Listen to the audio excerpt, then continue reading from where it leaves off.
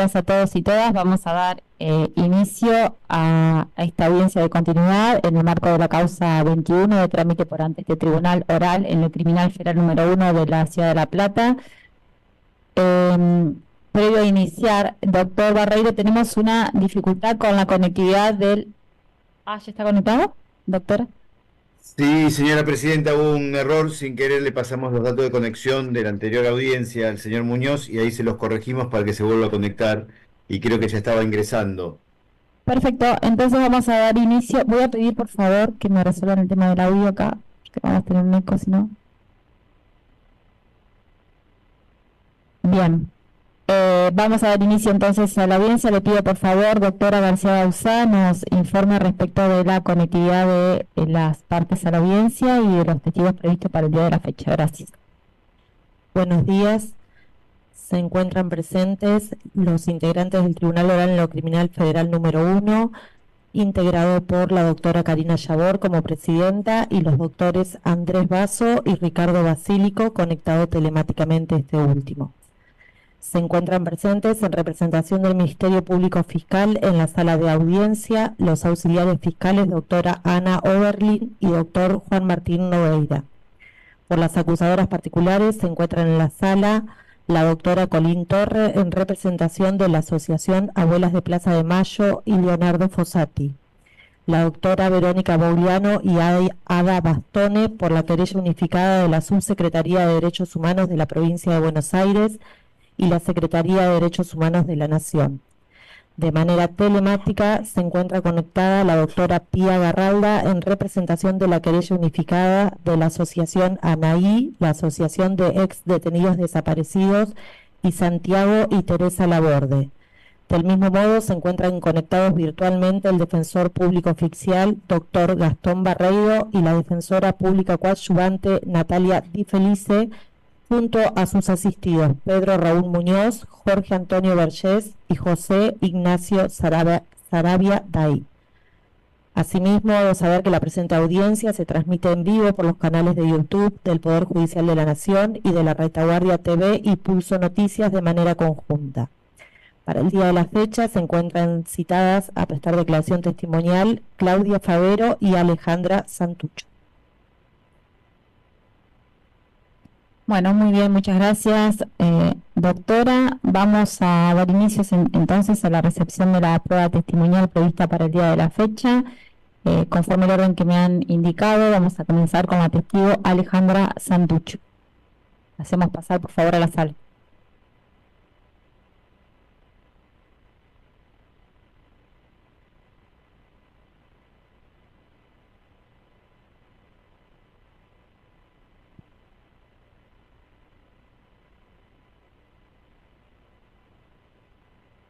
¿Qué tal? Buenos días, ¿cómo le va?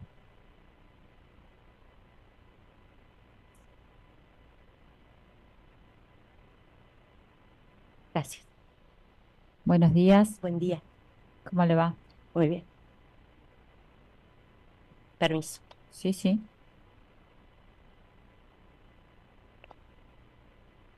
Muy bien.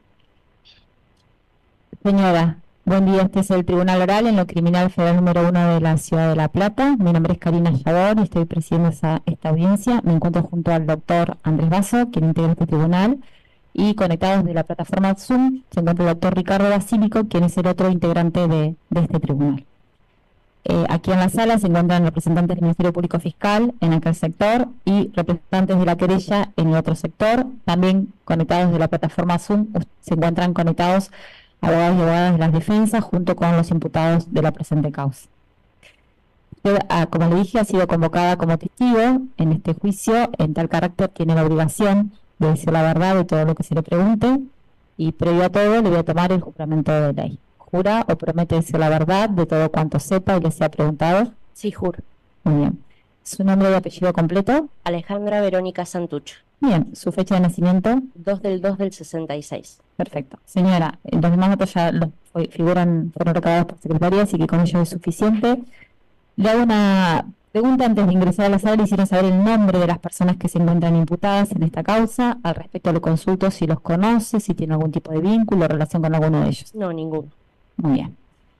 Bien, va a comenzar en primer lugar a formular preguntas por la querella la doctora Bogliano. Usted, si en algún momento de su declaración necesita esperar, hacer una pausa, un receso, me lo hace saber y no hay ningún inconveniente. Gracias. Por favor.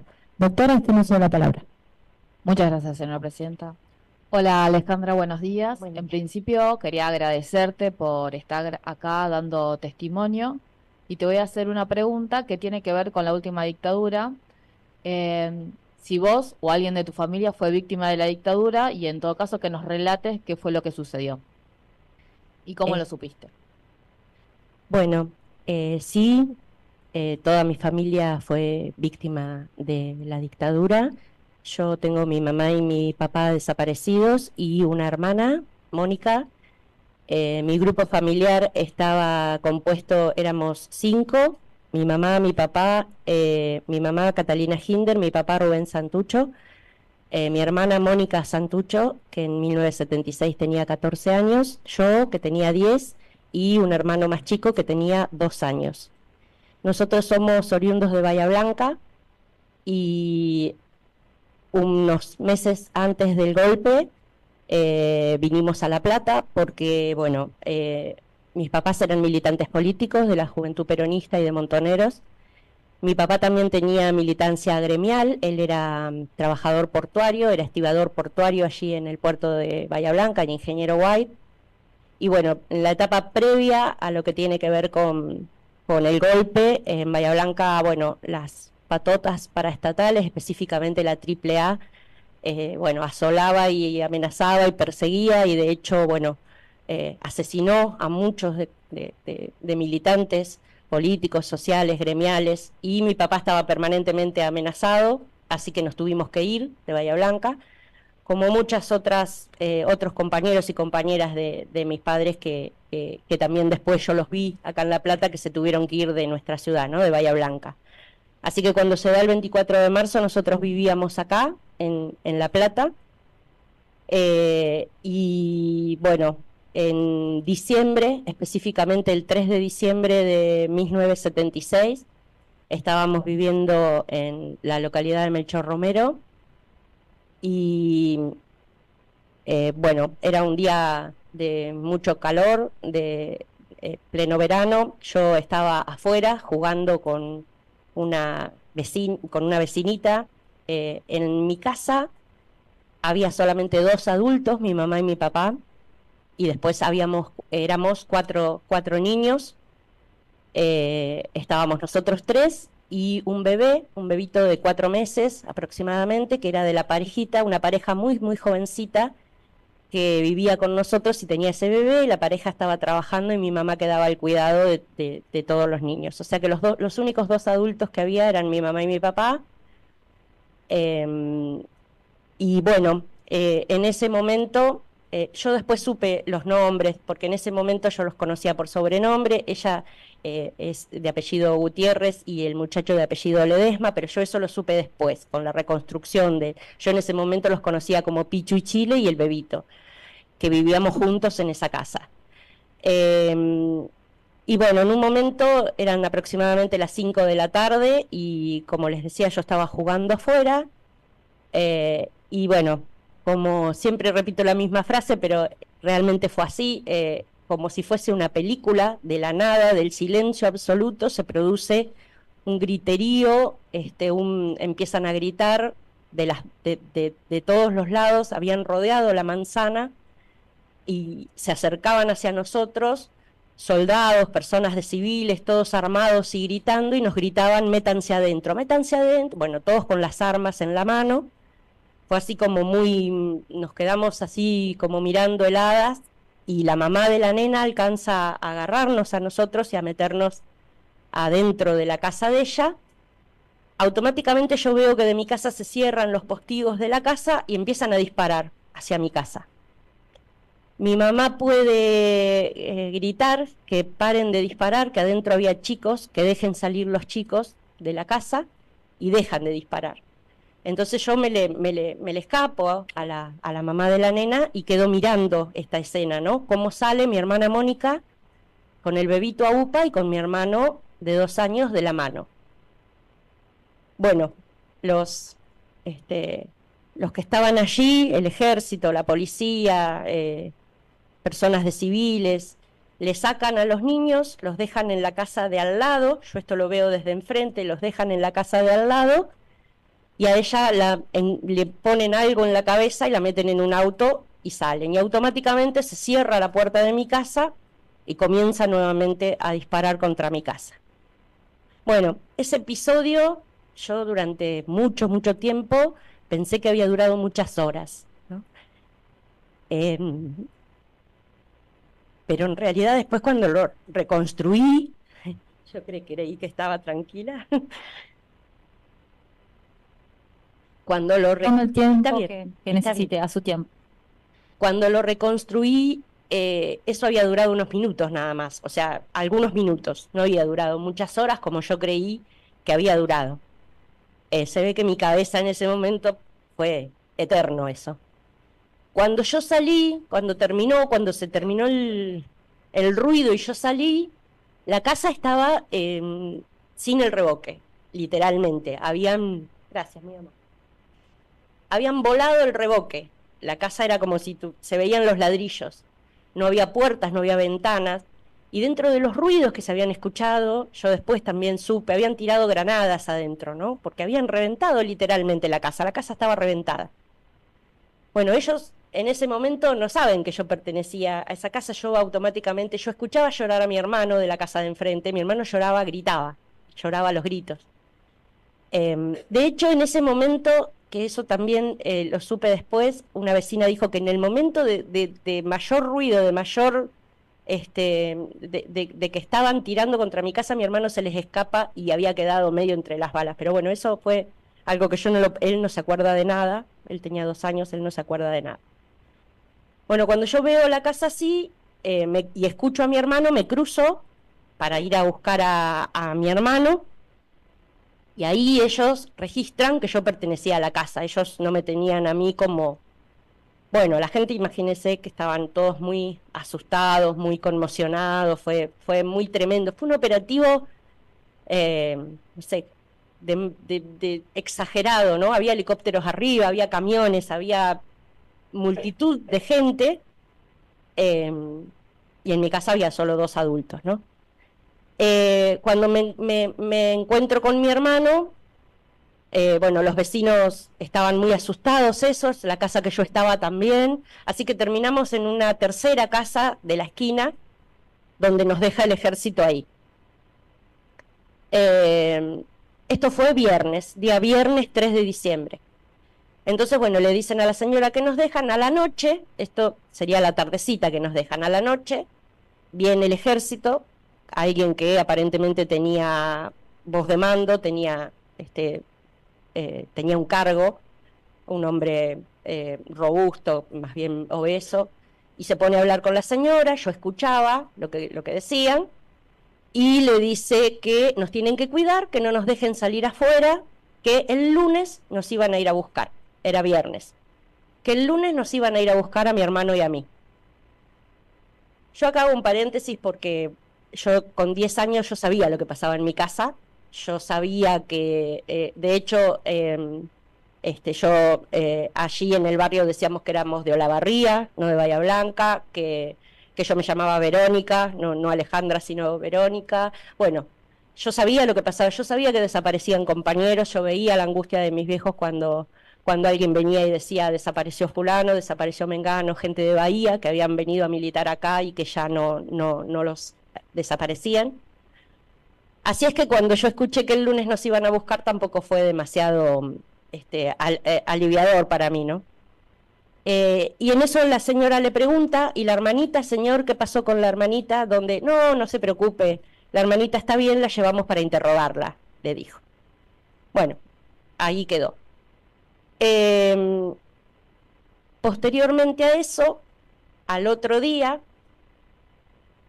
llega una persona, una mujer, a la casa, que le dice a la familia que es un asistente social, y me lleva al patio, le dice a la señora que se quede adentro, y me lleva al patio con 2 sillas y literalmente me interroga, ¿no? Pone una silla frente a otra y me interroga. que cómo me llamo, de dónde soy, que cómo se llama mi mamá, cómo se llama mi papá, y yo por supuesto seguí repitiendo el speech que tenía, que yo sabía que tenía que decir. Mi mente en ese momento no, yo esto después me doy cuenta, pero con 10 años yo no me daba cuenta que pobrecita Mónica seguramente ya, obviamente había dicho cómo nos llamaba, o sea, la mujer esta sabía que yo le estaba mintiendo. Bueno, la verdad es que si hay algo que no me olvido a pesar además de todo este episodio, fue la cara de odio con que esa persona me miraba, ¿no? Me miraba con mucha cara de odio. Bueno, luego de eso, a la casa, que nos permitían salir nada más que ahí adelante, se acercó un compañero de mis viejos, que también yo durante mucho tiempo pensé que se había disfrazado de heladero, pero en realidad era heladero, vendía helados, era heladero de profesión, tenía esa profesión, trabajaba, y se acercó y yo lo conocí, le digo hola, me dice ¿cómo están? Le digo estamos bien, estamos Juan y yo, pero se llevaron a Mónica. Bueno, ¿están bien? Sí, estamos bien, pero el lunes nos van a venir a buscar, le dije yo. Bueno, me dijo, no me dijo más nada, ¿no?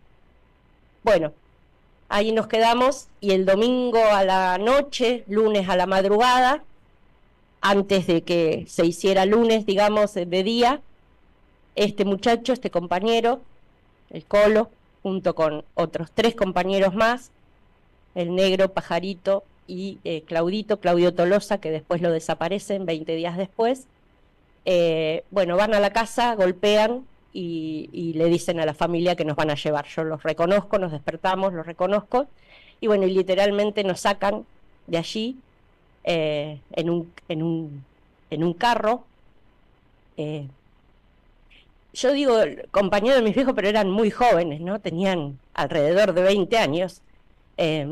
Y bueno, nos sacan de ahí y nos salvan la vida, ¿no? Literalmente a mi hermano y a mí nos salvan la vida. Yo creo que yo con 10 años y con el interrogatorio que me habían hecho en el día anterior, seguramente hubiera corrido la misma suerte que mi hermana, y mi hermanito sería, mi hermano hoy, sería probablemente algún chico buscado por abuelas de Plaza de Mayo, ¿no? Así que bueno, nos salvan, nos sacan ahí del barrio, y quedamos en la casa de uno de ellos, de Pajarito Martínez, donde bueno, tuvimos toda la solidaridad y todo el amor y el cariño que se puede tener, lo tuvimos en esa casa. Bueno, luego de eso yo me acuerdo de unos familiares míos que vivían en Ezeiza, que había que llevarnos a un lugar seguro, así que bueno, nos contactamos después con otros compañeros, nos llevan a Ezeiza, donde vivían mis tíos, yo me acordaba la dirección exacta, y de allí, bueno, mis tíos se conectan con mis abuelos, le empiezan a decir que estábamos ahí con ellos, que estábamos nosotros 2 solos, y bueno, esto lo hago rápido, pero obviamente, pero pasado un tiempito, mi abuela nos va a buscar. Mi abuela se toma el tren y nos viene a buscar a mi hermano y a mí. Bueno, ahí empieza otra etapa, ¿no? Nos vamos a Bahía con mi abuela, mi hermano y yo, y bueno, y empieza la etapa de saber qué pasó, ¿no? ¿Qué pasó? ¿Cómo fue? Yo voy a volver un cachito atrás porque el día del operativo, cuando yo salgo, antes de cruzarme a ver a mi hermano, yo veo cómo suben todas las cosas de la casa, las pocas cosas, era una casita muy chiquitita y muy humilde, pero suben todas cosas, y suben también cosas que nos envueltas en las cobijas, en las sábanas nuestras, en las cobijas de nuestra casa. Yo también esto después lo hago, en ese momento no creo haber hecho esta inferencia, pero yo después la inferencia que hago era que eran los cuerpos de mis papás, ¿no? Que los habían envuelto en cobijas y los habían, porque los ponían en camiones del ejército.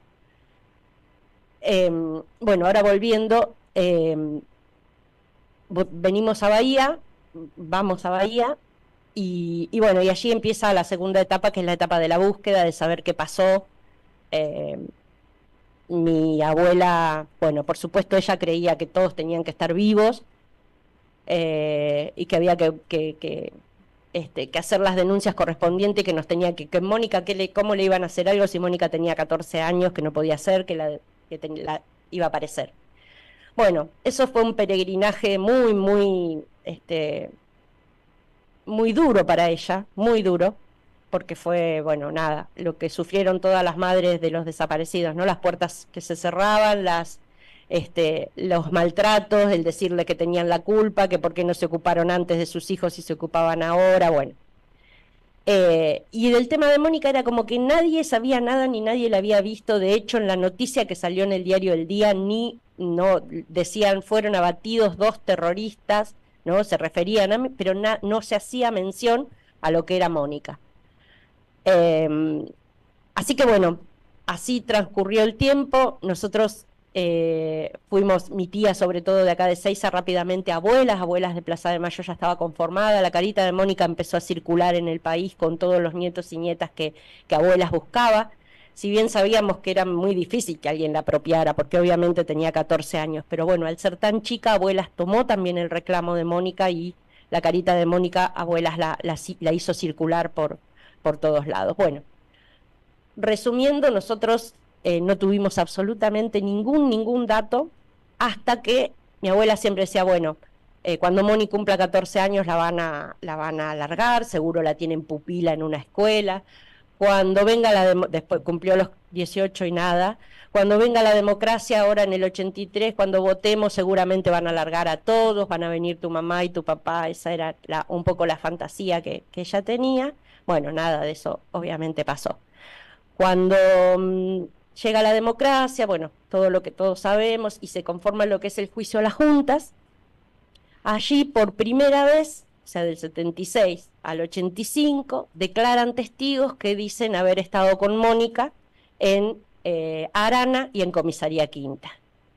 Esa es la primera vez que tenemos como familia una noticia. Yo no recuerdo cómo nos llegó, porque las comunicaciones eran muy, muy distintas a las que son hoy, ¿no?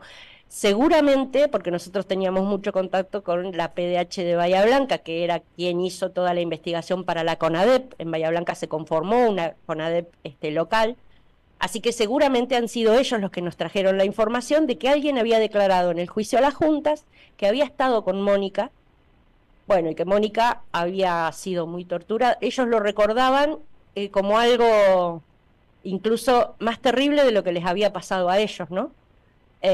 ¿Por qué? Porque era tan chica. Entonces recordaban que era una niña, decían entre 12 y 13 años, que había sido muy torturada, que había sido violada, y que habían compartido cautiverio en Comisaría Quinta y en Arana. Bueno, eso, yo por ahí eso siempre lo quiero también decir porque me parece importante en este contexto también, ¿no? Mi abuela después de eso, después de esa noticia, cayó en una depresión. Un día se levantó, tenía 62 años mi abuela, y un día se levantó y dijo, me siento mal, me duele el brazo, le dio un infarto y se murió, ¿no? Pero fue después de esa noticia. Yo a veces cuando charlamos, cuando hacemos charlas, yo milito en la agrupación Hijos de mi ciudad, y yo digo, cuando a veces nos cuestionan si son 30.000, yo creo que son muchos más de 30.000, porque a mi abuela y a mi abuelo también los mató la dictadura, ¿no?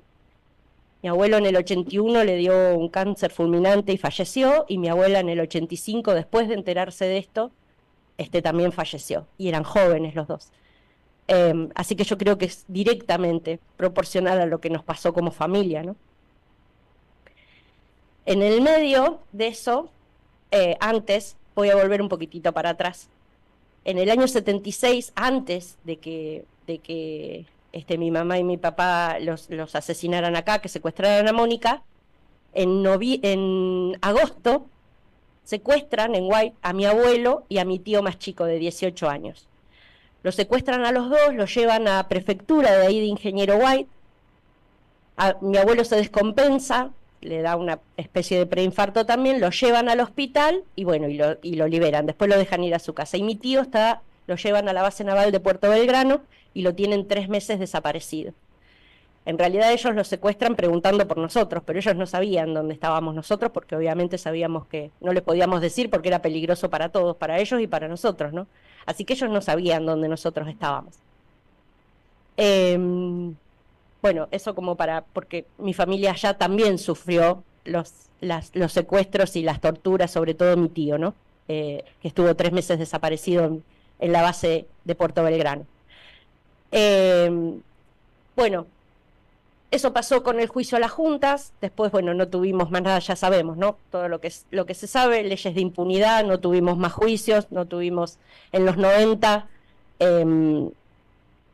en plena impunidad en todo el país y en Bahía Blanca también, yo junto con una compañera conformamos la agrupación Hijos y ahí nos pudimos empezar a conectar y a poder ampliar un poco los conocimientos de todo esto. De hecho, yo al final le voy a pedir permiso para entregarle 2 papeles porque yo quería, en esa época de impunidad nos dedicábamos a investigar también, a investigar qué había pasado, dónde estaban los cuerpos de nuestros viejos, qué habían hecho, y en esa búsqueda, yo aquí en el cementerio de acá de La Plata, pude rescatar 2 actas, que son las actas donde entraron los cuerpos de mi mamá y de mi papá, donde los entran como NN, están asentados en las actas del día posterior a que los asesinan, el 4 de diciembre, donde se constata que lo que dicen NN, pero están todas las características físicas y dicen provenientes de un operativo en tal y tal calle, que es la dirección donde es mi casa, ¿no? Eso lo puedo recuperar, digamos, en esos años, en los 90. Bueno, un poco como algo para mí, pensaba yo, ¿no? Igualmente. Bueno, después de eso, ya sabemos que hasta que no se reabren los juicios, no tenemos ningún otro tipo de novedad, ni de saber qué había pasado con ellos. Cuando se reabren los juicios, a partir del 2003 empiezan una serie de políticas de derechos humanos que nos dan otra apertura. De hecho, bueno, en el año 2008, el equipo de antropología forense lanza una campaña que se llamó Campaña Latinoamericana de Identificación de Personas, y nos invita a los familiares desaparecidos a que nos hagamos la extracción de sangre. Bueno, yo estaba ahí dudando y mi hermano me dice, yo me quiero hacer el ADN. Digo, bueno, listo, dale, vamos. Y nos hicimos la extracción de sangre en Bahía y bueno, rápidamente no sé, pero bueno, en un par de meses nos llamaron del equipo de antropología forense para decirnos que tenían el cuerpo de Mónica desde hacía unos años.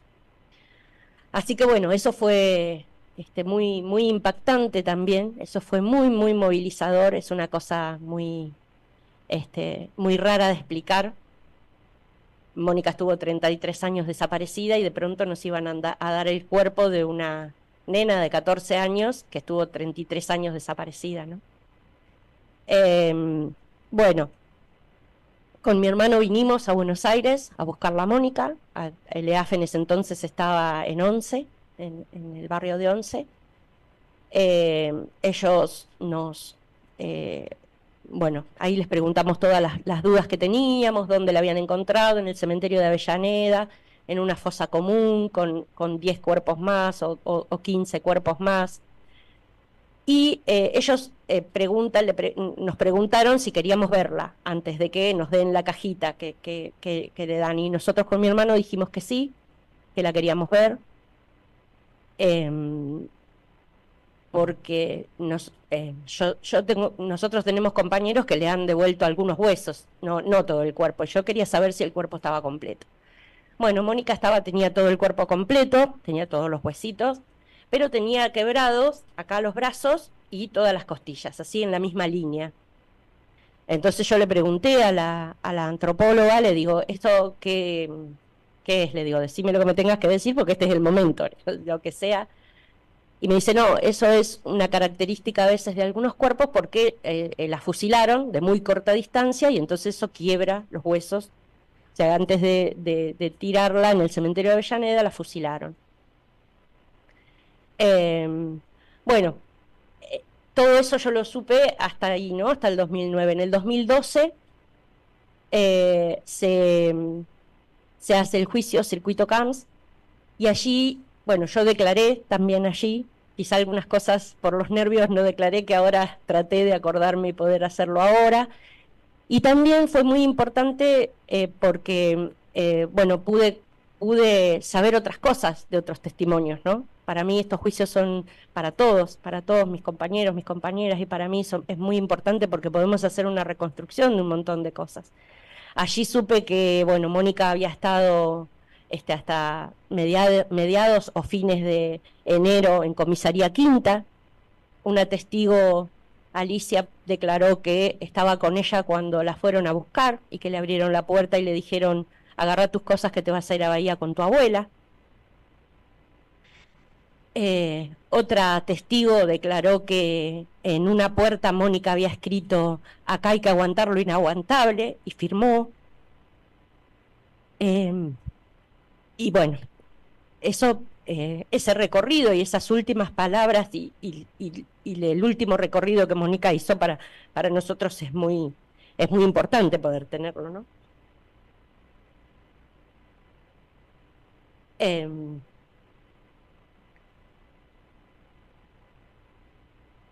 Así que bueno,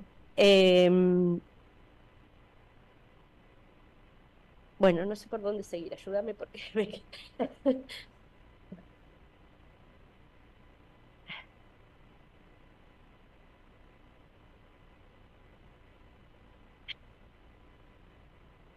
Como, bueno, estabas hablando de las declaraciones y los testimonios que pudiste recuperar luego del juicio de Circuito Camps, la información que aportaron los sobrevivientes, eh, pero bueno, por ahí ya lo mencionaste porque en realidad mencionaste casi todas las cosas que me parece que son importantísimas. Por ahí profundizar, si tenés ganas, hablar de el momento en cuando los rescataron los compañeros, cuando los habían dejado a vos y a tu hermano en la casa de la vecina. Sí, bueno, para nosotros ese momento es, bueno, por todo lo que estoy contando, ¿no? En ese momento creo que fue literalmente volver a vivir, ¿no? Yo siempre digo que, bueno, estos compañeros, yo supe después que uno de ellos fue desaparecido, que es Claudio Tolosa, lo desaparecen no sé si 20 días o un mes después, pero los demás compañeros tuve la suerte que justamente después del juicio de Circuito Camps los pude encontrar, ¿no? Ese día fue muy movilizador también porque cuando salí los encontré a ellos.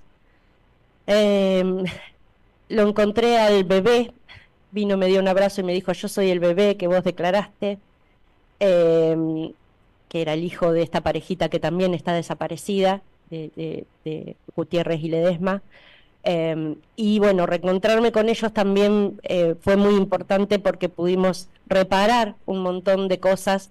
Luego, como por ejemplo la cuadra de casa de ahí de la calle 138, por ordenanza municipal lleva el nombre de Mónica, ¿no? Se llama Mónica Santucho, y eso es gracias a los compañeros que hicieron esos trámites. Estuvimos ahí, yo pude ir a la casa porque ellos programaron hacer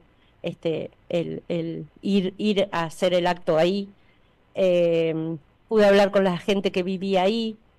Pasó algo muy importante, muy emotivo y muy emocionante, porque vive en esa casa, que no debe ser fácil vivir en esa casa, debe ser muy difícil.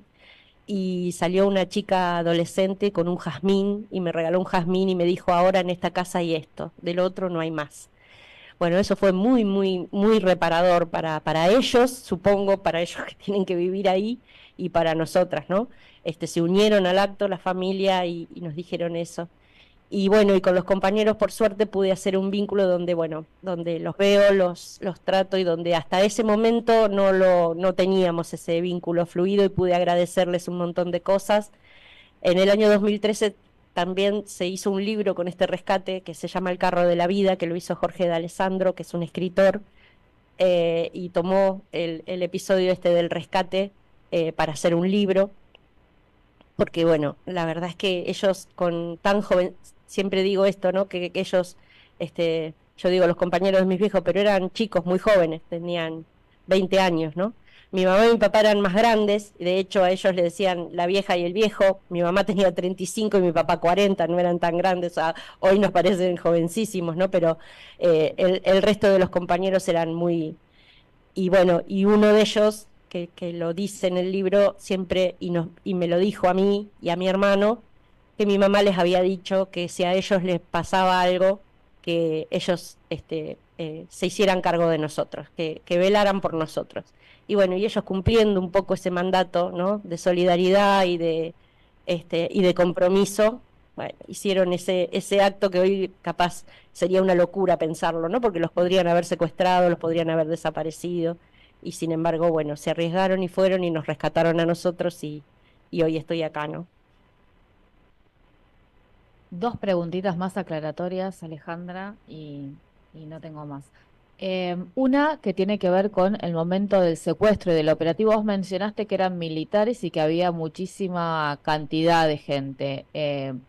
Si recordás cómo estaban vestidos y si podés mencionar o en algún momento pudiste reconstruir la cantidad de personas en el operativo. Es muy difícil saber la cantidad porque, bueno, yo lo que... A veces uno tiene sensaciones de esos momentos, ¿no?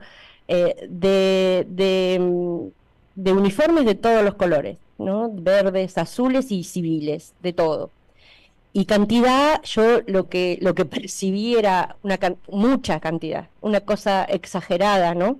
Que de hecho creo que eso es lo más impactante, ¿no? Porque éramos 4 niños y 2 adultos en una casa, con un helicóptero arriba de la cabeza y con un despliegue policial y de autos en ese entonces había camiones celulares y de hecho había quedado un camión ahí en el medio de la calle, atravesado.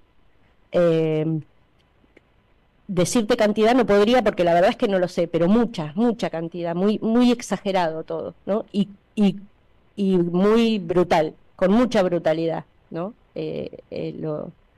Lo ocurrido. Así que bueno, no sé, eso. Y la última que un poco contaste, pero si tenés ganas de explayarte un poco más, ¿qué consecuencias para vos y tu familia? Algo contaste de tus abuelos, bueno, tus hermanos, vos misma, trajo el hecho del secuestro de tus padres y de tu hermano. Sí, bueno, consecuencias todas las que puedan imaginarse quien queda prácticamente solos y y encima a cargo de un hermano, ¿no? Mi abuelo falleció cuando yo tenía 15, mi abuela cuando yo tenía 17, 17, un poquito más, y la verdad es que, bueno, nada, no pude estudiar lo que quería estudiar, tuve que trabajar, para terminar la secundaria tuve que trabajar de día y estudiar de noche, y muchas de esas cosas se acomodaron cuando comencé a participar en hijos, para mí y para todos. Los hijos y las hijas, encontrarlos y poder encontrarse entre pares y contarnos esas historias y saber que no éramos los únicos y un montón de otras cosas fue lo más reparador que nos pudo pasar a todos. Yo creo que por ahí mi hermano ha tenido todavía más consecuencias que no vienen al caso, pero que yo tuve la suerte de vivir 10 años con mis viejos y eso fue una fortaleza para mí. Él no, y también fue criado pobre como se pudo. Entonces creo que las consecuencias para él fueron mucho más complejas que lo que fueron para mí, ¿no? Pero bueno. Yo no tengo más preguntas, señora Presidenta. ¿El Ministerio Público Fiscal tiene alguna pregunta? Sí, gracias, Muy bien. Presidenta. Hola, buen mediodía. Alejandra, gracias por tu testimonio. Primero eso. Alejandra, si podés y querés, ¿nos puedes contar cómo era Mónica, qué le gustaba, qué cosas hacía? Si podés, si estás en condiciones, sería importante. Gracias. Bueno, Mónica era una típica preadolescente, porque por ahí hoy 14 años ya son más adolescentes en esa época, pero bueno, que la Avenida La Plata la había hecho sufrir mucho porque allá en Bahía Blanca ella tenía sus chicos que le gustaban, sus amigas, sobre todo esa es una edad que se aferran muchos a sus amistades, a sus... Entonces eso, bueno, lo sufría bastante, y ella siempre le decía a mis viejos que se quería ir a Bahía con mi abuela, ¿no? Que quería retornar a ver sus amigas. Y después era una típica adolescente que escuchaba la música del momento, que por momentos se peleaba conmigo como si fuéramos de la misma edad, tenía que cuidar a su hermano y me lo decía que lo cuide yo porque ella no quería, o sea, teníamos una relación típicas de hermanas, donde fluctuaba en esa edad, donde todavía no era del todo adolescente, no dejaba de ser niña y tenía cosas de niña y tenía cosas de que yo soy más grande y me gusta un chico o cosas así, ¿no?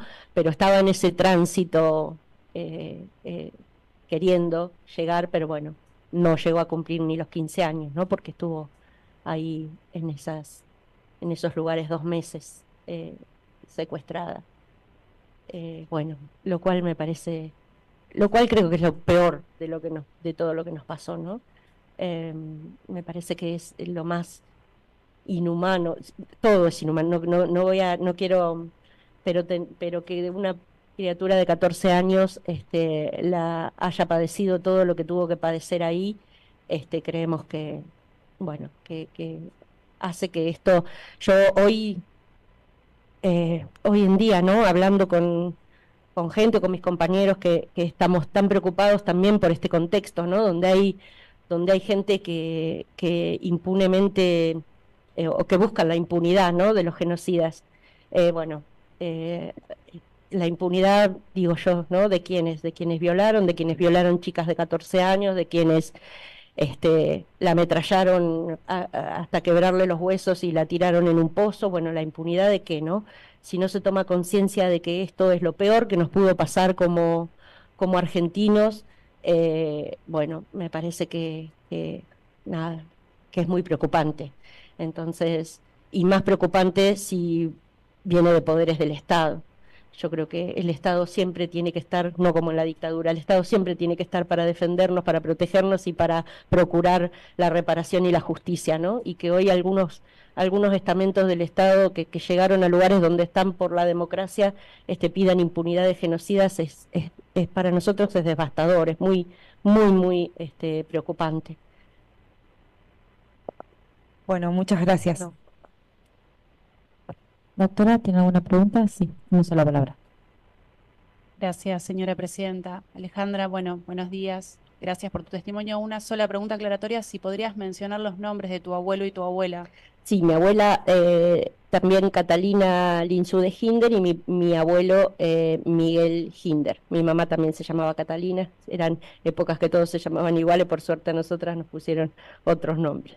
Bien, muchas gracias. No, Gracias, por favor. presidenta. Y si usted me permite, después le voy a dejar esos papelitos. Sí. Vamos a combinar con la ronda si hay más Perfecto, preguntas. perdón. Pregunto a las defensas si tienen alguna pregunta para la testigo. Sí, señora presidenta, solo una pregunta aclaratoria. Es si recuerda el periodo que vieron a la hermana pasar por comisaría quinta. Sí, mi hermana es secuestrada el 3 de diciembre de 1976 y por lo que los testimonios de sobrevivientes estuvo hasta cerca de fines de enero de 1977, o sea, aproximadamente 2 meses pasó por comisaría quinta. Hay otros testimonios, no lo tengo yo bien claro, pero seguramente que anterior a comisaría quinta pasó por Arana.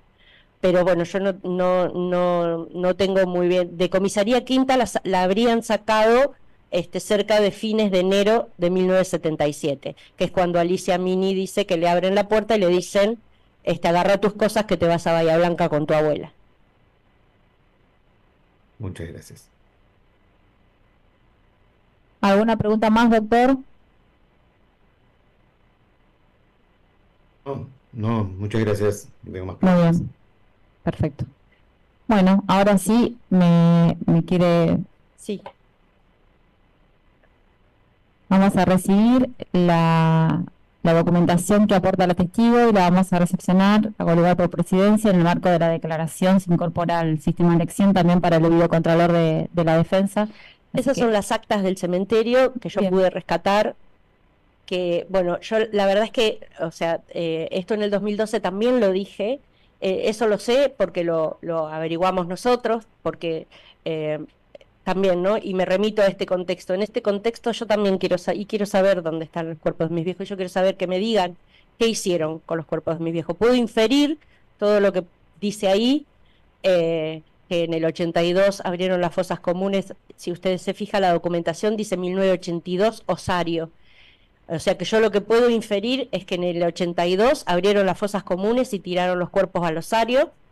Pero bueno, eso es algo que infiero yo y no que la justicia me lo haya dicho o que alguien lo haya investigado, ¿sí? Y yo quiero saber qué hicieron con los cuerpos de mis viejos. Muy bien, perfecto. Bien, se tiene presente, se agrega y se incorpora como parte de la declaración de la testigo al expediente. Como dije, se incorpora también al sistema de elección para el Contralor de la Defensa. Bien, señora, le agradecemos mucho su declaración. Ha culminado. No sé si hay algo más que nos quiera No, decir. decirle a ustedes muchísimas gracias por la atención, por convocarme y bueno, y eso, y reclamar justicia y que sigan honrando la justicia como hasta ahora con estos juicios que son orgullo a nivel internacional y que el resto de los países nos miran orgullosamente sabiendo que en este país hemos estado juzgando a los genocidas. Así que bueno, nada, desearles lo mejor para ustedes para que se siga haciendo así. Muchas gracias por venir. Bien, gracias. Se puede retirar.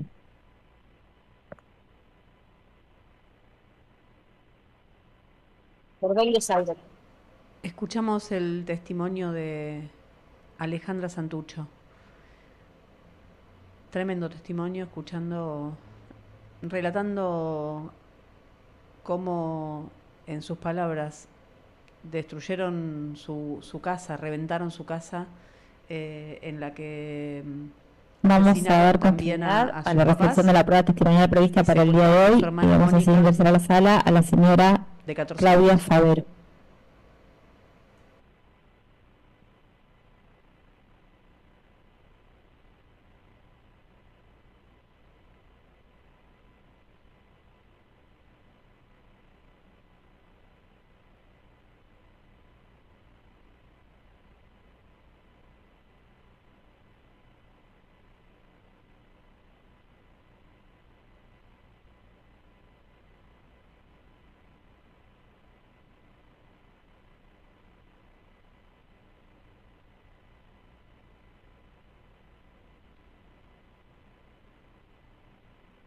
Bien.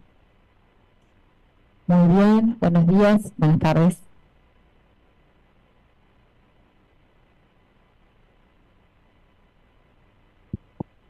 Bien. Señor, este es el Tribunal Oral en lo Criminal Federal número 1 de la Ciudad de La Plata. Mi nombre es Karina Yabor y estoy presidiendo esta audiencia. Junto a mí se encuentra el doctor Basso, que también integra este tribunal. Y conectado desde la plataforma Zoom se encuentra el doctor Ricardo Basílico, que también integra el tribunal. Aquí en la sala se encuentran los representantes del Ministerio Público Fiscal y las abogadas, las abogadas, de la querella en el marco de esta causa. Algunas de las abogadas conectados en la plataforma Zoom se encuentran los imputados de autos y abogadas y abogados que representan a las defensas en el marco de esta causa, ¿sí? Como le decía, usted ha sido convocada como testigo en el marco del debate que se está llevando adelante. En tal carácter tiene la obligación de decir la verdad de todo lo que se le pregunte. Le voy a tomar previo a todo promesa o juramento de ley. ¿Jura o promete decir la verdad de todo cuanto sepa o le sea preguntado? Prometo decir la verdad. Perfecto. Señora, ¿su nombre y apellido completo? Claudia Inés Favero. ¿Su fecha de nacimiento? 20 de junio de 1956. Bien, los demás datos ya fueron recabados por Secretaría, así que con eso es suficiente. Señora, respecto de las personas que se encuentran imputadas en esta causa, cuyo nómina le hicieron saber antes de ingresar a esta sala, ¿los conoce? ¿Tiene algún tipo de vínculo o relación? No. Bien. Vamos a comenzar con su declaración. Va a comenzar el Ministerio Público Fiscal, la doctora Oberlin. Si usted necesita en un momento de su declaración hacer un receso, tomar un descanso, me lo hace saber, ¿sí? Doctora Oberlin, usted nos da la palabra. Gracias, presidenta. Buen mediodía, Claudia. Gracias por venir hoy a prestar tu testimonio. Claudia, la primera pregunta es si fuiste privada de tu libertad en algún momento durante la última dictadura y en su caso que por favor relates todo lo que recuerdes de lo que ocurrió y en su caso también te haremos preguntas si fuera necesario. Muy Gracias. bien. Bueno, comienzo entonces el relato aclarando, y lo aclaro porque pasó tanto tiempo que hay que pensar cuando lo cuente que esto ocurrió cuando yo tenía 20 años, no cuando era una señora como soy ahora, era otra persona, ¿no? Mi hermano Daniel tenía 19 años y mi hermano Luis 17 años. Vivíamos Luis y yo con mis padres y Daniel ya no vivía con nosotros. El 11 de febrero de 1977 llegaron a mi casa un grupo, asaltaron la casa un grupo de hombres de civil. Yo estaba estudiando, estaba sola, los vi por la ventana llegar, rompieron la ventana, entraron, desarmaron toda la casa y buscaban a Daniel y bueno, hicieron eso y se fueron. Eso fue el 11. Y nosotros sabíamos, porque la mamá de Mario Mercader, Monona Mercader, muy amiga de la familia, nos había ido a avisar que habían secuestrado a Mario Mercader y a su esposa Anaí Fernández, y nos había dicho que nos fuéramos de la casa. Pero bueno, nos quedamos. Yo no tenía militancia, pensé que, bueno, no iba a tener problemas aunque fueran a mi casa. Ingenuamente, ¿no? Me quedé ahí y la familia Mercader eran muy amigos nuestros desde la infancia, desde que del barrio, vivían a la vuelta, íbamos a las mismas escuelas, nuestras madres, Monona Mercader y mi mamá eran muy amigas, así que bueno, esta historia está muy, muy emparentada con la historia de ellos, desde todo punto de vista y desde toda la vida. Ellos tenían dos nenitas, Ana Laura y María, y que, bueno, por suerte no fueron apropiadas y fueron criadas por sus abuelas. Al día siguiente, el día 12, volvieron a casa. Esta vez estaba mi papá y mi hermano Luis, el menor, el de 17 años, y nos pusieron en el piso. Esta vez me vendaron los ojos, nos ataron las manos, a mi papá lo llevaron a la habitación y bueno, revisaron de nuevo un poco la casa, pero la decisión era llevarnos, evidentemente. Le dijeron a mi papá que nos iban a devolver, así que él se quedó todo el tiempo esperando que volviéramos en la casa. Estuvimos desde ese día, desde el día 12 de febrero hasta el día 20 de febrero secuestrados. Ahí él estuvo esperándonos que volviéramos. Bueno, nos llevan así vendados y atados al primer lugar que le llamaban la casita. Luego nosotros supimos que era la Brigada de Investigaciones de la calle 15 y inmediatamente somos sometidos a tortura con yo creo que era una cachiporra, porque era como una cosa dura, un palo duro, pero como una goma, golpeaba pero no rompía la piel. En las articulaciones, en la cabeza, en el esternón, y nos hacían, nos ahogaban con una goma seco, un submarino seco le dicen, ¿no? Con una goma en la nariz y en la boca, hasta que no podías más y te seguían interrogando. ¿Qué nos preguntaban? Era sobre nuestro hermano Daniel, a los dos. Estaban buscando específicamente a Daniel, que era militante de la Juventud Universitaria Peronista. No sabíamos. En realidad teníamos una cita esto pasó un sábado, teníamos una cita para el lunes con Daniel. Pero bueno, por suerte lo primero que nos preguntamos cuando nos liberaron con Luis, porque no sabíamos qué pasaba con Daniel, era si habíamos dicho lo de la cita, y no lo habíamos dicho lo de la cita, así que nos tranquilizamos de vuelta, ¿no? Esto es el final, pero bueno, sigo con el interrogatorio. De todos modos, no sabíamos dónde vivía Daniel, porque él ya estaba viviendo en clandestinidad con su compañera Paula. Nos preguntaban nombre de guerra y no sabíamos qué, yo por lo menos no sabía qué me estaban preguntando, no tenía en ese momento yo militancia política y no sabía que existía nombre de guerra. Después nos preguntaban por Severino y Severino, ahí se produce una gran confusión porque Severino era un tío nuestro, el apellido era Severino, y después nos dimos cuenta cuando salimos que Severino era el nombre de guerra de Daniel. Entonces nosotros decíamos, Severino es nuestro tío. Y bueno, un desastre. No podía. Es como una pesadilla cuando uno dice no sé y no te creen, cuando decís Severino es mi tío, y bueno, era todo así, una pesadilla. A veces sueño, mis pesadillas tienen que ver con que no me creen.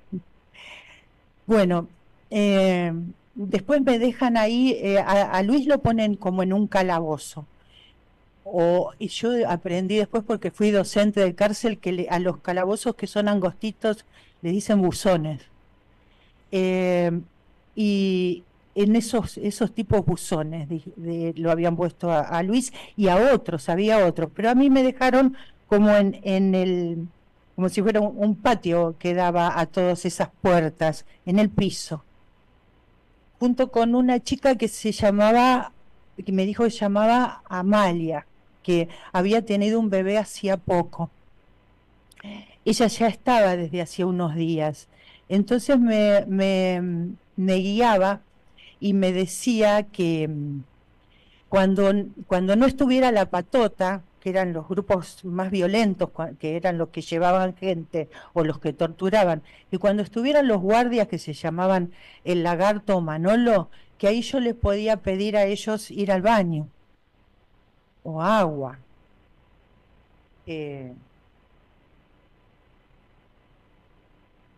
Agua me decían que no tenía que tomar porque estaba muy golpeada y se me habían hinchado las manos y las piernas, y Amalia le dijo a uno de esos guardias que me afloje las vendas porque se me habían apretado las vendas de las manos, donde estaba atado se me habían apretado, al hincharse las manos se apretaban mucho las tiras. Y ahí me indispuse, le pedí a uno que no me acuerdo si Lagarto o Manolo que me lleve al baño, me llevó al baño y me descompuse. Siempre me descomponía cuando me indisponía y me bajaba la presión. Bueno, me sostuvo la cabeza porque me desmayaba y bien, no me hizo nada malo, me consiguió algodón y todo. Te daba miedo hasta pedir ir al baño porque no sabías de dónde te llevaban ni qué te iba a pasar. Pero bueno, no tuve problemas, por lo menos yo no tuve problemas con esos guardias. Y bueno, y ahí quedamos en el piso, y cuando estabas en el piso, si levantás un poquito así la cabeza, por abajo así de la venda, podés espiar y podés ver qué pasa más o menos a una altura. Y había sacado de uno de los calabozos a Mario Mercader y lo estaba curando el mono, decían, el mono, que era estudiante de medicina. Después supe que era Mono Moncalvillo. Lo estaba curando porque Mario estaba herido cuando lo fueron a secuestrar. Él escapó y le pegaron un tiro en la pierna, pero yo creo que también tenía una herida en la mano, estaba así, le curaba la pierna y la mano.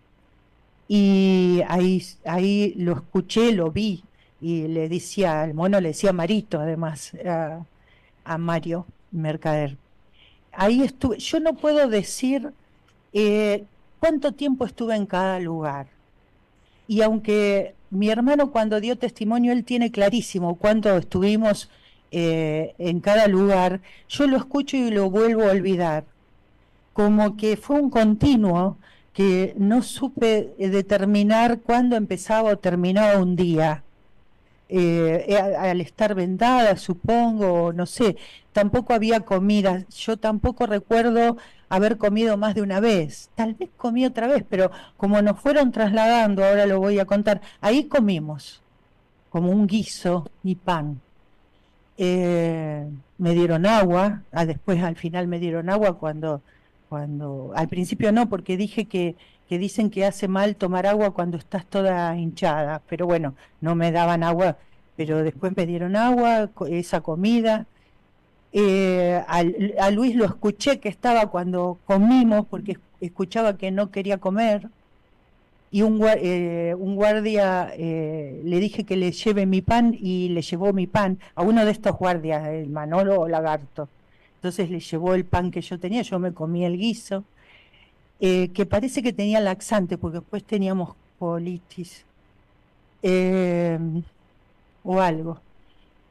De ahí, ya les digo, no sé cuánto estuve ahí esos días, nos trasladan a la Brigada de Investigaciones, no, ahí estábamos, en la casita, al campito. El campito después supimos que era Arana, el destacamento de Arana. En el destacamento de Arana llegué y lo primero que hicieron fue llevarme a una sala de torturas, me hicieron que me desnude y me ataron en un elástico de cama. Yo sentía que era de esos de fierro, como de camas antiguas, me parecía a mí eso. Y una goma espuma húmeda. Ahí te atan las piernas y las manos porque aplicaron picana y volvieron con el mismo interrogatorio que el otro lado, pero en vez de golpes eran con la picana en distintos lugares del cuerpo, obviamente especialmente en los genitales y los pezones, en esos lugares. Bueno, el interrogatorio es el mismo, preguntaban por Daniel, lo del nombre de guerra, todo, que no sabía qué contestar. Lo único que dije que sí, que nos conocíamos con los Mercader, por eso empecé hablando de eso, porque era indiscutible, o sea, sabíamos porque estábamos todos como familia, los Mercader eran nuestra familia también. Estábamos todos unidos y ahí estábamos también secuestrados con Mario. Y bueno, ahí después que nos torturan, a Luis le hacen lo mismo, tuvimos el mismo recorrido siempre. Nos ponen en uno de esos buzones, que era un calabozo angostito, oscuro, junto con mi hermano, ahí me ponen junto con él. Igual no hablábamos porque seguíamos vendados y no sabías si te estaban mirando o escuchando, no sé. No, casi ni hablamos cómo estábamos y nada más, estuvimos ahí. Eso nos pasó en el destacamento de Arana, ¿no? El campito. Después del campito nos llevan a un lugar que tampoco supimos en ese momento dónde era, pero era la comisaría quinta. En la comisaría quinta no nos torturaron, era como un lugar de guardado, nos depositaron ahí. A mí me pusieron en un lugar con otras chicas que eran una serie de esos buzones, no me acuerdo, 3 o 4 y un bañito que era, no bañito, era eso, letrina, con el agujero en el piso. Había una piletita y como un patio que daba a esos buzones y una puerta con chapas para que no se viera para el otro lado. En ese lugar, que es la comisaría quinta, me habla una chica, Perica me dijo que se llamaba, después sé que era Troncoso el apellido, después sé que era catequista, una que la conocía, una pariente mía que la conocía, muy religiosa, la conocía como catequista, esa chica, y era una especie de líder dentro del grupo, ese de mujeres que estábamos ahí. Entonces me dijo que ahí me podía bajar la venda, me hizo un nudo corredizo en las manos para que me lo aflojara y me lo ajustara si venían los guardias, lo mismo la venda de los ojos, cuando vinieran los guardias, nos bajábamos la venda y nos ajustábamos las tiras que teníamos en las muñecas. Y la petica estaba muy golpeada, tenía como blancos de cuero cabelludo, sin pelo en la cabeza, pero tenía mucha fortaleza. En un momento un guardia que entró ahí me dijo que yo era muy linda y que me iba a llevar para que le enjabone la espalda. Entonces a mí me dio pudor. A veces me habían pasado de todo, pero me dio pudor eso y era fácil ponerme colorada. Me puse colorada y se reía porque me había puesto colorada. Y la perica lo increpó y le dijo que me deje de molestar, con una valentía y una fortaleza que me llamó la atención, ¿no? Y después estaban las otras mujeres que no recuerdo porque yo no las conocía, éramos varias, y lo que sí me llamó la atención mucho es que yo creo que eran 3 embarazadas. De 2 estoy segurísima, y la tercera no sé quién es. Una era Adriana Calvo de Laborde, que bueno, todos la conocen por su testimonio, y que murió luego, ella fue liberada también. La otra era Inés Ortega, una chica que yo la veía embarazada y muy flaquita y jovencita, y nos dijeron las mismas chicas que estaban ahí que nosotras les habían dicho que no podíamos hablar con las embarazadas, así que no hablé nada con esas chicas embarazadas.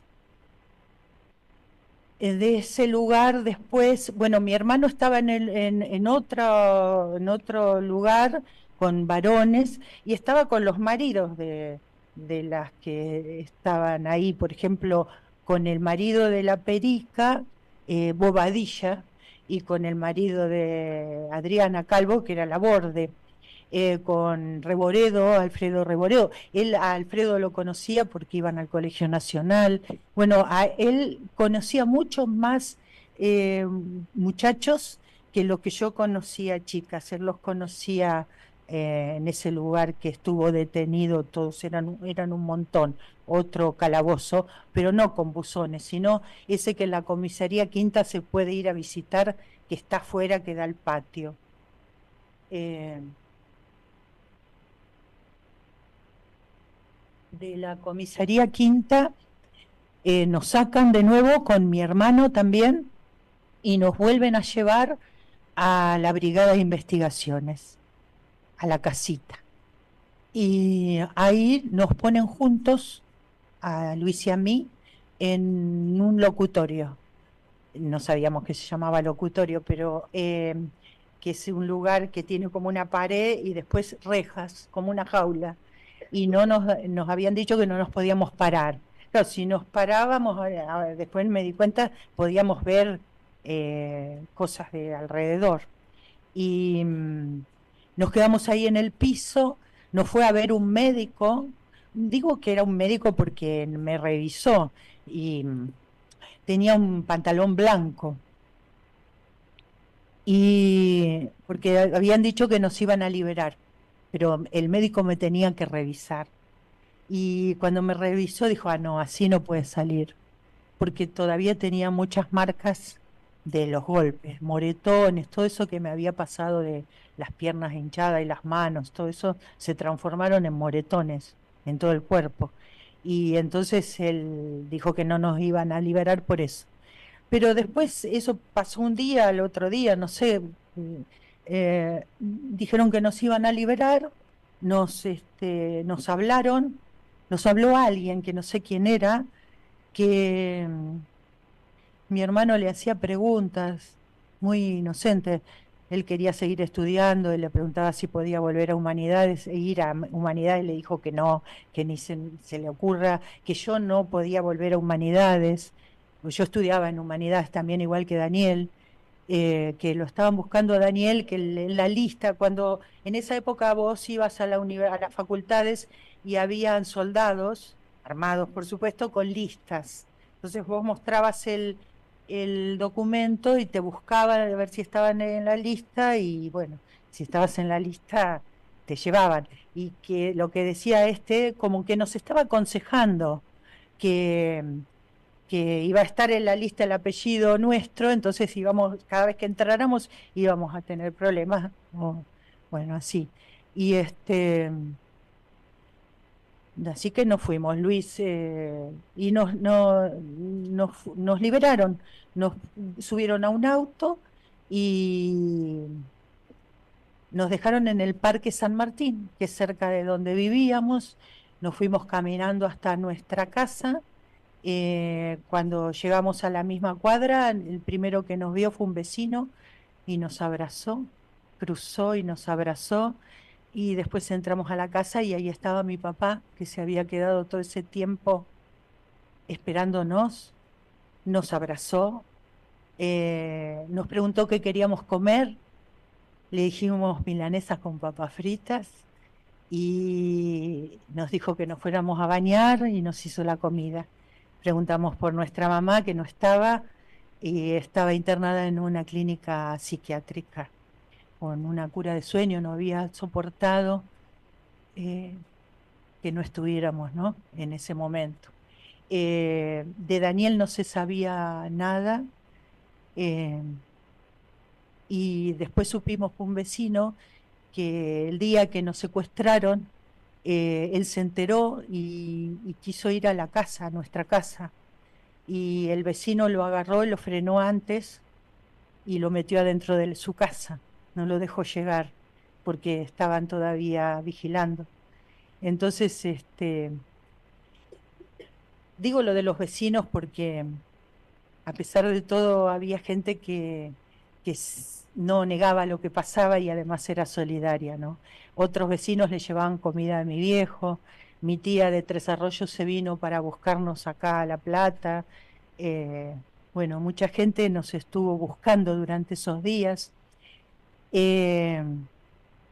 Bueno, y así pasaron, nos dimos cuenta que nos seguían vigilando a nosotros, porque a Luis lo levantaron otra vez por la calle, y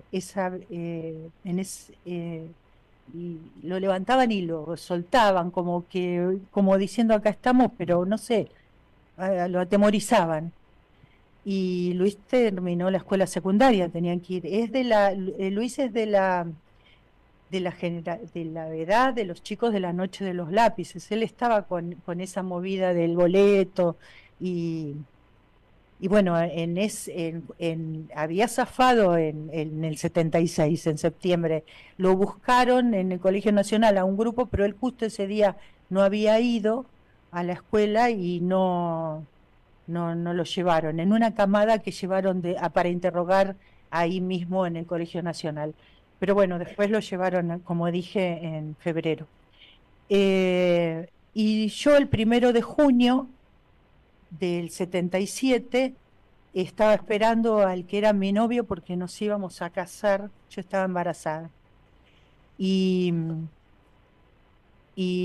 volvieron, y yo estaba con mi mamá, mi novio Miguel, que después va a ser mi marido, el padre de mis hijos, no había llegado, estaba con mi mamá, que todavía no estaba muy bien psicológicamente, estaba medicada, y entran nuevamente, no me vendan, no me atan, están armados y apuntan hacia la calle, desde la casa hacia la calle, esperando, decían que iba a llegar Daniel. Yo les decía que no iba a llegar Daniel, que el que iba a llegar era Luis, seguro. Y mi novio, tenían miedo que dispararan, porque estaban como apuntando para disparar, o eso era lo que yo creía que podía llegar a pasar. Bueno, Miguel llega y entra, o sea, que se queda adentro con nosotros, seguían esperando esa llegada de Daniel hasta que en un momento dijeron no, no va a llegar y se fueron. A Daniel no lo vimos más, porque con esta perspectiva, lo más probable era que si él se acercaba a nosotros, nosotros éramos como anzuelos. No solo nos vimos a Daniel, sino que yo, salvo a que era mi novio, no vi a nadie más porque yo tenía miedo que si yo veía a alguien o me acercaba a alguien, los comprometiera porque me sentía que nos estaban vigilando. Así que nos quedamos así aislados. Luis no, Luis era como más, como iba a la escuela. Yo, de todos modos, no quería volver a Humanidades, pero mi papá me obligó así literalmente a que siga estudiando y que me anote en el terrero, que siga estudiando, que no tenía que decaer, no me permitió. En el momento fue duro él, pero francamente lo agradezco porque me sirvió muchísimo para toda la vida. Mi profesión, mi trabajo, todo. Bueno, tener a mi hija también fue muy importante. En ese mismo año nació Cecilia, en diciembre. Pero nos enteramos que en junio, el 23 de junio, habían secuestrado a Daniel junto con su compañera Paula Álvarez, de un departamento en la calle 57 entre 12 y 13. Bueno, todo eso está muy claro en el juicio porque hubo un juicio especialmente por el caso Daniel Favero y Paula Álvarez, donde la testigo vecina vio cómo se los llevaban vivos. Cuando nosotros teníamos una documentación de la policía, de Machú, Cargüello, los que están condenados por la desaparición de Paula y Daniel, ellos habían dicho que habían muerto en un enfrentamiento. Y en realidad salieron vivos de ahí, no hubo un enfrentamiento. Y bueno, así más o menos termina el año 77, con el nacimiento de mi hija en diciembre. Y la vida continuó y mi papá murió, no soportó saber que no iba a volver Daniel. Él esperó a que las listas que aparecían de los que estaban a disposición del Poder Ejecutivo, cuando empezaron a blanquear a los secuestrados y los pasaron a cárcel común, aparecieron unas listas que mi papá seguía. Cuando dijeron que era la última, él había preparado una casa en el campo para cuando Daniel volviera, porque Daniel era apicultor y entonces iba a tener que rehacer su vida. Y bueno, hizo todo esperándolo, y cuando vio que no venía, prácticamente al tiempo tuvo un infarto y después no se mejoró nunca, y a los 57 años murió. Mi mamá vivió hasta los 90, a pesar de que en ese momento fue la más débil, pero bueno, se juntó con las demás madres, fue madre de Plaza de Mayo y vivió hasta los 90 años, buscando primero la aparición con vida y después juicio y castigo a los culpables. No se enteró de que se logró el juicio y castigo porque ya estaba enferma cuando fue el juicio del circuito Camps. Y para el juicio de Daniel ya había muerto, murió en el 2015. Bueno, más o menos, brevemente esa es la historia.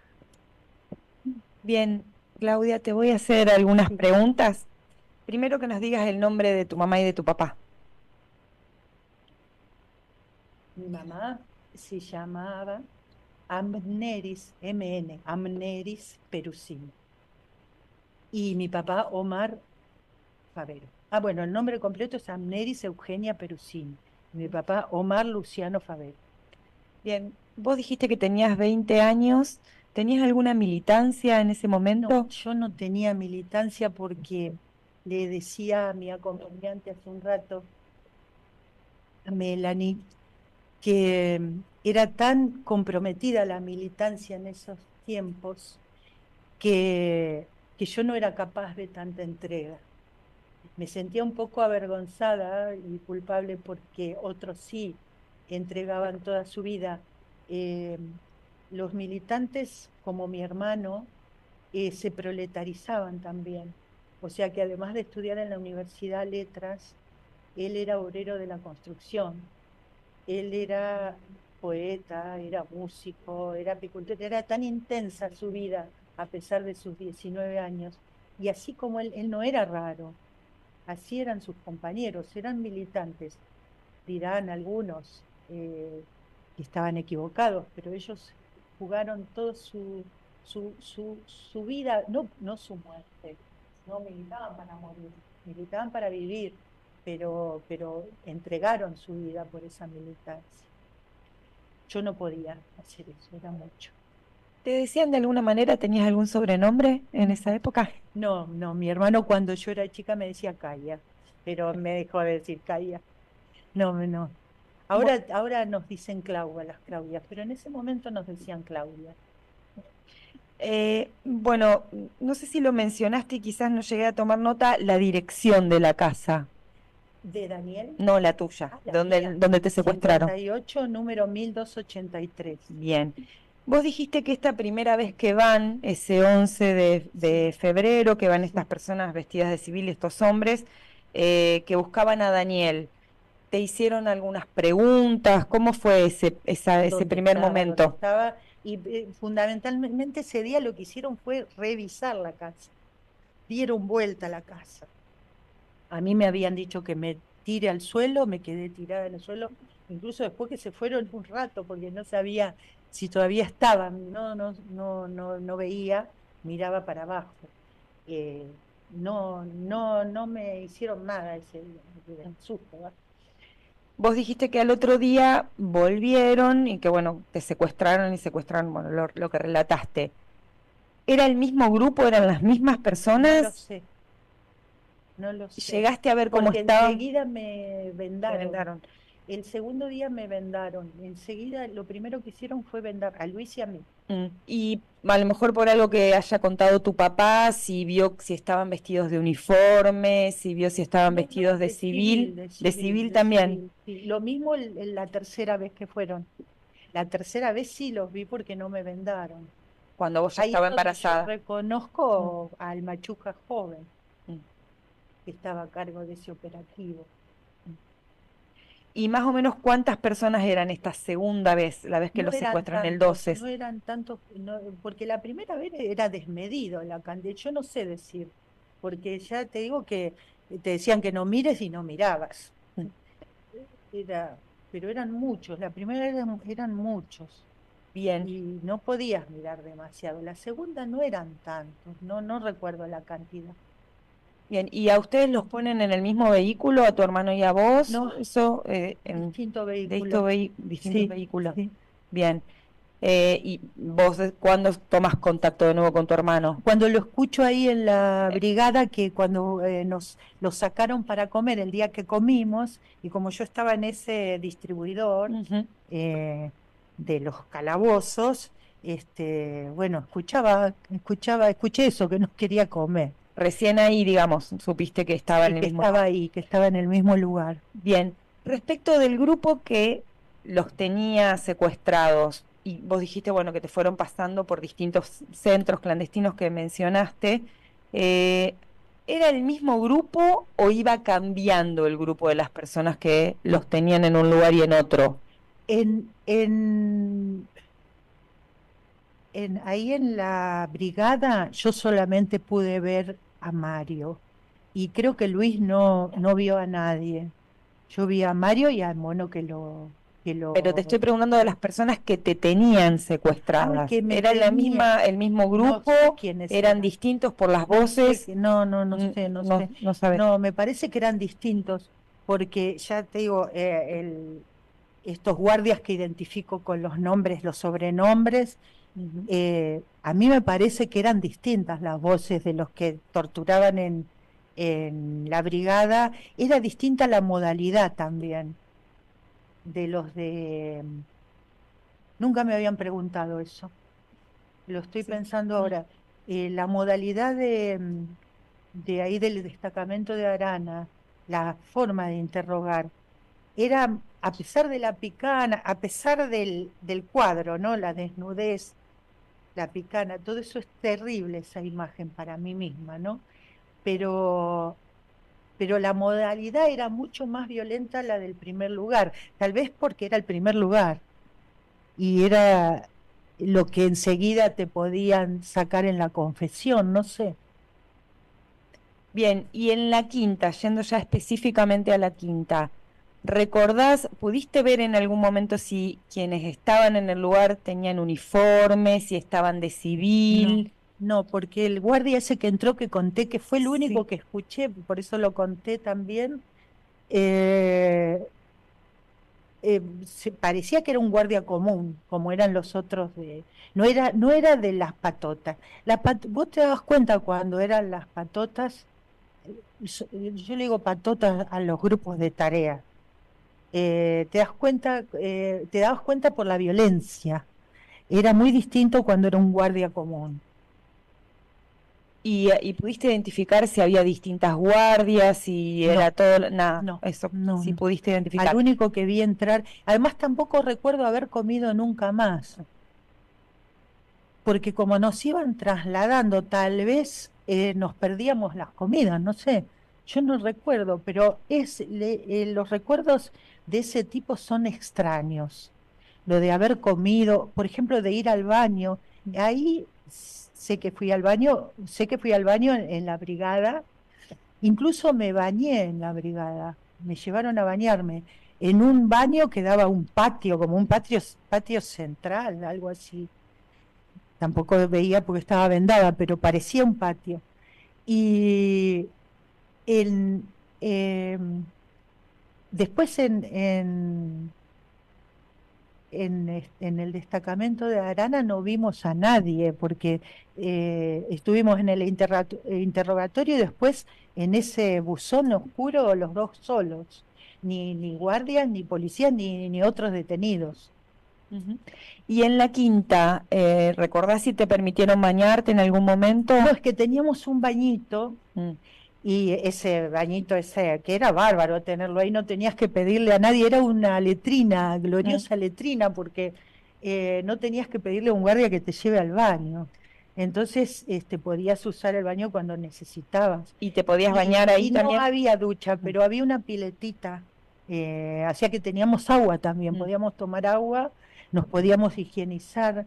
Las chicas estaban organizadas, tenían bombachas y te prestaban. Yo me pude cambiar. Después otra cosa que hacían ahí que a mí me llamó la atención, que la conducía esta chica, la perica, era rezar novenas a la Virgen. Yo no era religiosa, entonces no sabía qué era una novena. Después sí. Y eso las unía mucho y no sé, les daba esperanza, me parece. ¿Y vos tenías siempre la misma ropa? O sea, la ropa que traías desde el momento de... Menos la bombacha que la que había te dieron. usado como apósito. Entonces después las chicas me prestaron una bombacha y bueno, esas cosas eran, es feo decirlo acá en público, ¿no? Hablar de bombachas, pero bueno, cuenta un poco cómo era lo cotidiano, sin los guardias, ¿no? Lo que pasaba cuando estábamos entre nosotras. Claudia, vos dijiste que... ¿Querés que esperemos un momento? ¿No? ¿Está bien? Está bien. Vos dijiste que no podés precisar los tiempos en que estuviste en un lado y en el otro, pero específicamente en la quinta, ¿dormiste ahí algunos días? Dormimos, porque una noche seguro, era verano, pero hizo frío, entonces nos metimos todas, pero no entrábamos en el calabozo. Por eso digo que no eran calabozos, no sé cómo son los calabozos, no sé si hay diferencia entre buzón o calabozo, pero esas cosas angostas y larguitas, como que es para una persona. Y ahí éramos un montón. Las chicas embarazadas tenían un calabozo para cada una. Y después el resto estábamos en uno o dos. ¿Y ellas estaban cada una sola? Si estaban solas, las chicas embarazadas, me preguntás, Sí, si estaban aisladas o... eh, estaban juntas entre ellas. Las Ah, que no podíamos hablar con eran ellas ustedes. éramos nosotros. Mm. ¿Y sabés si ellas recibían alimentación? ¿Escuchaste algo? Escuché que sí, que recibían alimentación. Yo por eso no recuerdo que lo de la comida en la comisaría quinta. Mm. Tal vez nos dieron comida y yo no lo recuerdo, porque no lo recuerdo, porque no sé por qué se me borró eso. Lo que... Y trato de pensarlo y no me viene el recuerdo, nunca me vino, no es que con el tiempo. Yo todo lo que recuerdo lo recuerdo igual que al día siguiente, lo que estoy contando ahora. Y hay cosas que no las pude reconstruir. Vos dijiste después que bueno, que tu hermano te contó que había estado con los maridos de varias, Sí. y dijiste, bueno, Bobadilla, Laborde, y después dijiste Reboredo, Alfredo. que estaba la mujer también. No. entiendo. Ah, Alfredo era un no varón. era casado, Bien. era jovencito Alfredo. Para que eso quede... Del Colegio Nacional lo conocía. Los otros eran muchachos más grandes. Alfredo era de la edad de Daniel, de la misma 19 tenían. Claudia, vos hiciste referencia a una situación en donde este guardia te dijo que te iba a llevar para que le enjabones la espalda.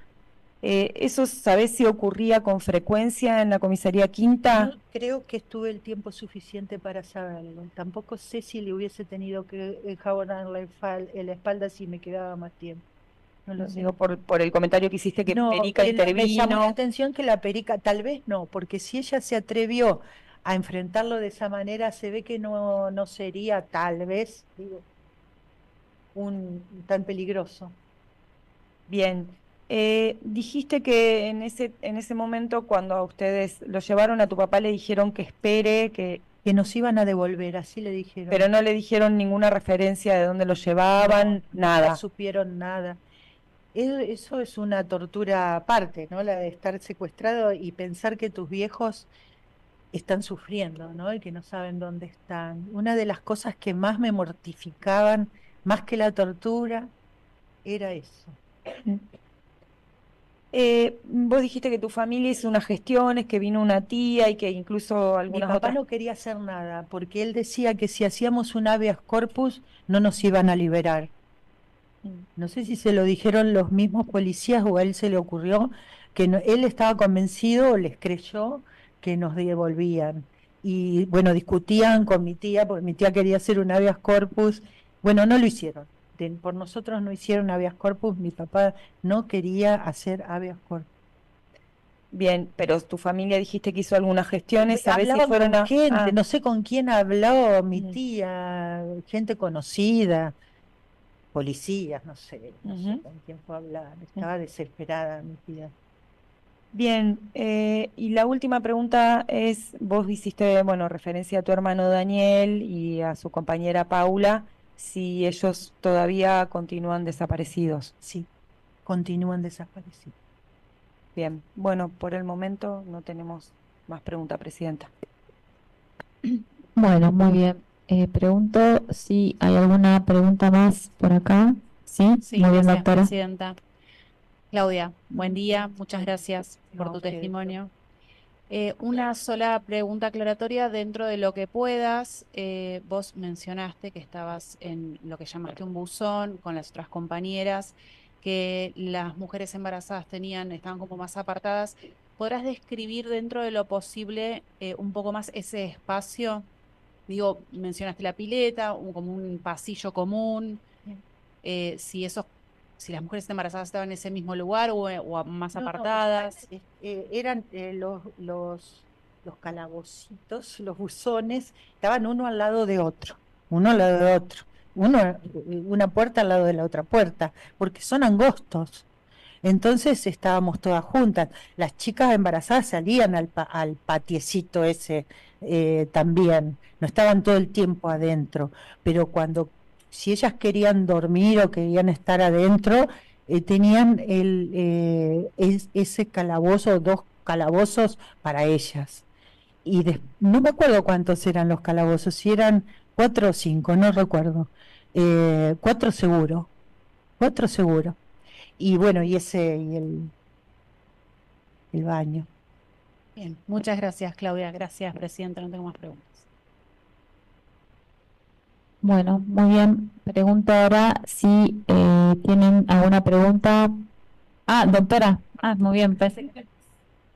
No, sí, gracias, señora presidenta. No, una última pregunta, Claudia. Muchísimas gracias por tu declaración. Eh, Nada, es más personal, pero tiene que ver con las consecuencias que trajo para vos y para toda tu familia. Si bien contaste bastante, el secuestro de tu hermano, el secuestro tuyo y de tu otro hermano, todas esas consecuencias. En la medida que puedas y puedas contar y quieras contar. Mira, las consecuencias es vivir y saber que vas a vivir hasta que te mueras con la ausencia de nuestro hermano, con la ausencia de Mario Mercader, de Anaí, de nuestros amigos queridos, de Alfredo Reboredo, obvio, de los 30.000, pero específicamente de los más allegados a nosotros. Creo que para mí lo más doloroso no es el recuerdo de lo que a mí me pasó, porque yo estoy viva y estoy acá contándolo. Atrás mío están mis hijos y yo he sido una mujer feliz. Pude construir. Ellos me hicieron sobreviviente porque decidieron quién vivía y quién moría. A mí no me gusta decir que soy sobreviviente, a mí me gusta decir que soy testimoniante. Y eso es lo que hice a partir de que se pudo dar testimonio, que fue en la CONADEP. No dejé nunca luego de dar testimonio cada vez que me lo han pedido, porque creo que es nuestro deber, pero no como una obligación, sino que es un deber amoroso con los que no están. Y las consecuencias otras, la de muerte de mi padre, que yo se lo atribuyo directamente al dolor, la muerte prematura, porque 57 años es poco para morir. Y bueno, nada. No, es eso lo que dije. Personalmente no me siento yo afectada en lo que a mí me pasó. Muchísimas gracias. No tengo más preguntas, señora presidenta. Bien. ¿La defensa tiene alguna pregunta para la testigo? No, señora presidenta, muchas gracias. Bien. Bueno, señora Favero, entonces no hay más preguntas. Le agradecemos mucho su comparecencia a esta audiencia y que haya venido hasta acá y su declaración a culminados. No sé si quiere decir algo más. No, muchas gracias a ustedes y 30.000 compañeros y compañeras detenidos desaparecidos presentes, ahora y siempre. Gracias. Que tenga buenas tardes.